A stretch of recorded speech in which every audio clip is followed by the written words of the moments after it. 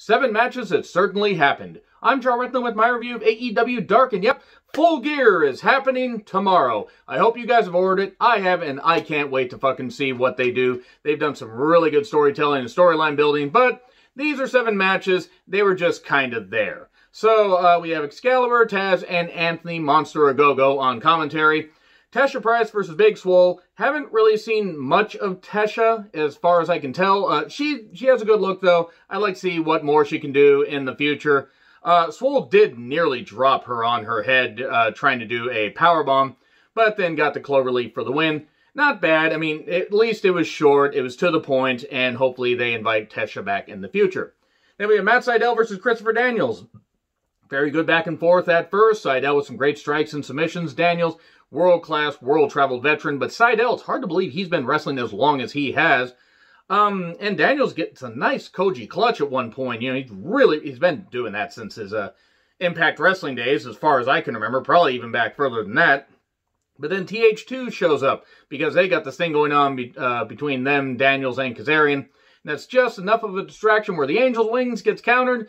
And Sydal gets a roll-up, 1, 2, 3. He's happy. He didn't realize the TH2 was there, and Daniels showed him respect. Okay, it was what it was. I wouldn't mind seeing Sydal and TH2 having, you know, a bit of an alliance. Because honestly, they need to give TH2 something to do besides just being TH2.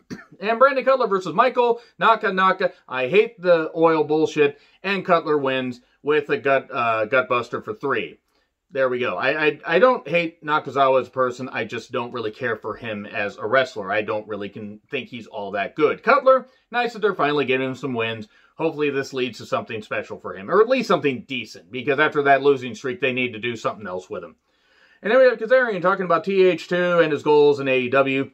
And says, if you think that I can't achieve these goals, then try me and I'll beat you up. Frankie Kazarian, really great world-traveled veteran as well. Griff Garrison versus Ariel Dominguez. Not much of anything here. Ariel is, pretty good with his aerial offense. No, that wasn't even intended to be a pun. But Griff Garrison hitting the rack bomb 1, 2, 3. And then Archer shows up and destroys them both. While Jake sounds like living death. He really does. I know he destroyed his body and destroyed his voice with all the stuff he did. But my God, he sounds... Good God. He's talking about how, nobody will step up to face Archer. You have 50 blank contracts. No one will sign any. And don't you want to have some fun? And Archer says, well, I am having fun. And says that he will take out Eddie's family. He will take out Butcher, the Blade, Phoenix, Penta. He'll put fear in Penta. And if he has to, he'll bounce the bunny. I would love to bounce the bunny myself. Moving on. And good promo. Sean Maluda and Ryzen versus Uno and Grayson of the Dark Order. Am I supposed to feel such apathy for a gimmick? Uno and Grayson aren't bad in the ring, but I don't care about the gimmick. Flatliner from Uno, 1, 2, 3. Trevor Reed versus Ricky Starks. Reed, well, maybe he can do some more stuff in another match because he didn't get to do much here. Ricky Starks pretty much ate him alive, reading him like a book. Spear, Rochambeau, 1, 2, 3. Then Lee Johnson versus Chuck Taylor in a match that I think had a few too many kickouts. But you know what? Lee Johnson, they seem to be high on him, even though he's lost all his matches. And Chuck Taylor, hey, he hates Trump, so I can't fault him there because even though I don't care for him in the ring, at least he hates Trump. At least he's smart like that. It was fine. Blue Thunderbomb by Lee for 2.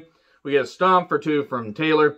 Lee with a big dive. Even Orange Cassidy had to high-five him, and then Trent's like, it was a pretty cool dive. And a pile driver for 2, and then a twisty pile driver. Not Twisty from American Horror Story Season 4. Freak Show. Oh boy, that was a scary clown. 1, 2, 3.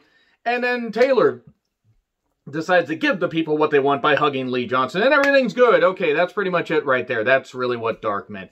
Anyway, I hope you guys are excited for Full Gear. Can't wait for it. Agree, disagree with what I said? Like, share, subscribe. Twitter handle in the description.